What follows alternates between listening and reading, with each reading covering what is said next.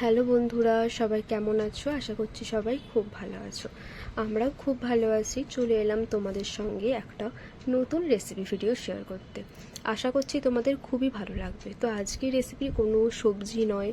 তো আজকের রেসিপিতে আমি দেখাবো তোমাদের কিভাবে ভাতটাকে একটু অন্যরকমভাবে আমরা তৈরি করতে পারি। তো যদি তোমাদের দুপুরের ভাত বেঁচে যায়, রাত্রে খেতে ইচ্ছে না করে, তাহলে কিন্তু তোমরা এইভাবে এটা ট্রাই করতে পারো। আশা করছি খুবই ভালো লাগবে। তো প্রথমে দেখো, কড়াইতে তেল গরম করে নিতে হবে। তারপরে একটা ডিমকে ভেঙে তেলের মধ্যে দিয়ে দিতে হবে। তো ডিমটা যখন একটু ভাজা হয়ে আসবে, তখন এর মধ্যে আমরা দিয়ে দেব গোটা জিরে এবং কারি পাতা। তোমরা চাইলে এটা প্রথমেও দিতে পারো, আমি দিইনি, কারণ কারি পাতার সঙ্গে যখন আমরা ডিমটা দেবো, তখন ওর সঙ্গে পুরো লেগে যাবে ডিমটা, সেই জন্য আমি পরে দিয়েছি। তবে চিন্তা করার কিছুই নেই, কারি পাতাটা কিন্তু ভাজা হয়ে যাবে। তো ডিমটা যখন কিছুটা ভাজা হয়ে যাবে বা হাফ ভাজা হয়ে যাবে, তখন আমরা এর মধ্যে দিয়ে দেব পেঁয়াজ কুচি। তো পেঁয়াজটাকেও ভালোভাবে নেড়ে চেড়ে নেব। আমি এখানে একটুখানি লবণ অ্যাড করেছি, যাতে পেঁয়াজটা তাড়াতাড়ি নরম হয়ে যায়। তো তারপরে দেখো, ভালোভাবে নেড়ে চেড়ে ভেজে নেব যতক্ষণ না পেঁয়াজটা ভালোভাবে ভাজা হচ্ছে। তো পেঁয়াজটা যখন ভালোভাবে ভাজা হয়ে যাবে, তখন আমরা এর মধ্যে দিয়ে দেব টমেটো কুচি।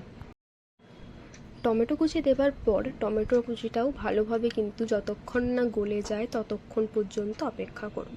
আমি কিন্তু এখানে কোনোরকমভাবেই কোনো জল অ্যাড করিনি, কোনোরকমভাবেই জল ব্যবহার করিনি। আমি কিন্তু নর্মালি ঢাকা দিয়ে একটু গ্যাসের ফ্লেমটা লো করে ভালোভাবে এমনভাবেই কষিয়ে নিয়েছি যাতে জল না দিতে হয়, আর টমেটোটা ভালোভাবে কিন্তু একদম নরম হয়ে যায়।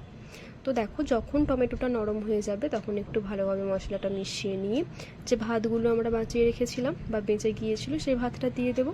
তো অবশ্যই ভাতগুলো হাতে করে একটু ভেঙে নেব যদি ডালা ডালা রয়ে যায় বা শক্ত হয়ে থাকে।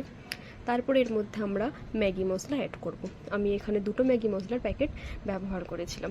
তো মশলাটা তোমরা তোমাদের প্রয়োজন মতো বা তোমরা যেরকম স্বাদ পছন্দ করবে সেরকমভাবেই দিই। যদি তোমরা কম মশলার খেতে চাও কম মশলা দিও, যদি বেশি মশলা খেতে চাও তাহলে একটু বেশি দিতে পারো। আর অবশ্যই কিন্তু ম্যাগি মশলাটা দেবার পরেই লবণটা চেক করে নেবে, কারণ মশলাতে লবণ থাকে, তোমরা তো নিশ্চয়ই জানো। তো আমাদের দেখো, যে ভাতের রেসিপিটা তোমাদের সঙ্গে শেয়ার করলাম আমাদের কমপ্লিট হয়ে গেছে। অন্য একটা জায়গায় ঢেলে নিচ্ছি। তোমরা চাইলে এতে ধনেপাতা কুচিও অ্যাড করতে পারো, তো আমি করিনি, তোমরা চাইলে অবশ্যই করতে পারো। তো দেখো, রেসিপিটা আমাদের কমপ্লিট। কেমন লাগছে অবশ্যই জানিও, লাইক কমেন্ট শেয়ার করতে ভুলো না।